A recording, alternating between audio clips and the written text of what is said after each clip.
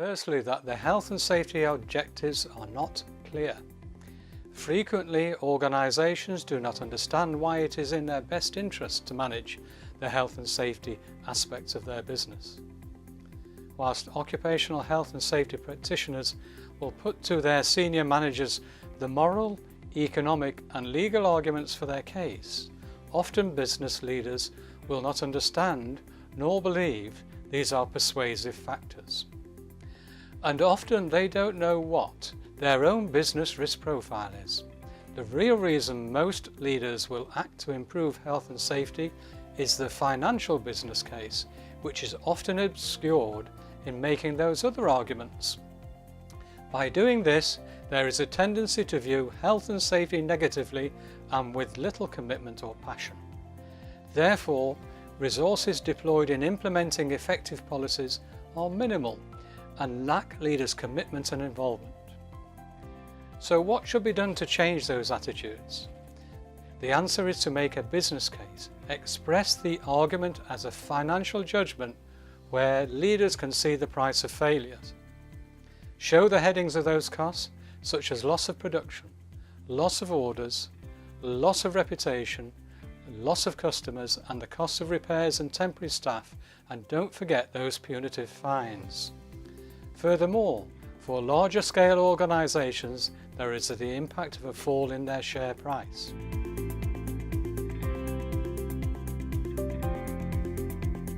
Secondly, it is often the fact that leaders are not visible and not actively engaged in promoting health and safety. It follows that if leaders don't know what the objectives of their health and safety policy are, they will not understand the importance of it. Consequently, they will not commit themselves to its effective implementation. They will therefore delegate responsibility to someone else, perhaps to a safety practitioner or another manager who can be equally uncertain or uncommitted. In the worst case, the delegation of responsibility will continue downwards to the frontline employee, who is, after all, the person most at risk. They will work out the health and safety performance level for themselves, they will undertake workarounds, they will have to take the blame if something goes wrong and harm results. In this type of regime, because leaders are unclear about performance standards and why they should be enforced, they will not check for the simple signs of compliance. This could be at the most basic level, failure to wear personal protective equipment. Indeed, very often the leader personally fails to comply with their own standards.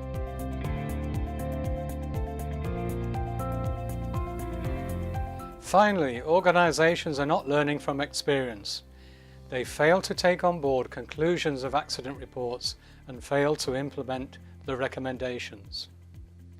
Mistakes continually happen in any business, some of which are not obviously relevant to health and safety practices.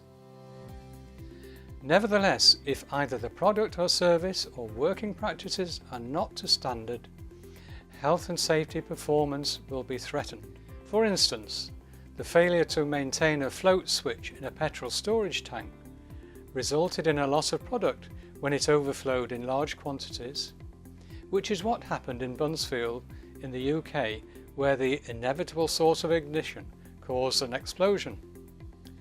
Whilst there were few injuries, this failure in maintenance resulted in a cost of over £2 billion sterling for the damages to equipment, to persons and the fines levied. On a different scale, mistakes often lead to minor injuries or indeed no damage at all. For instance, the investigation, if any, of a simple slip will often focus on the individual and their lack of attention to where they were walking. However, investigators need to focus on the facts and underlying causes in order to prevent future accidents. These may not necessarily be slips, but by addressing failures in one area, it will lead to improvements in other activities. It is the failure of many investigation methodologies not to provide for an action plan to address the underlying causes of accidents. In turn, this results in failures to identify strategic actions that leaders should take, So often improvements are localised, whereas they should be corporate-wide. So I will now leave you with the thought, good health and safety is good business. Thank you for watching.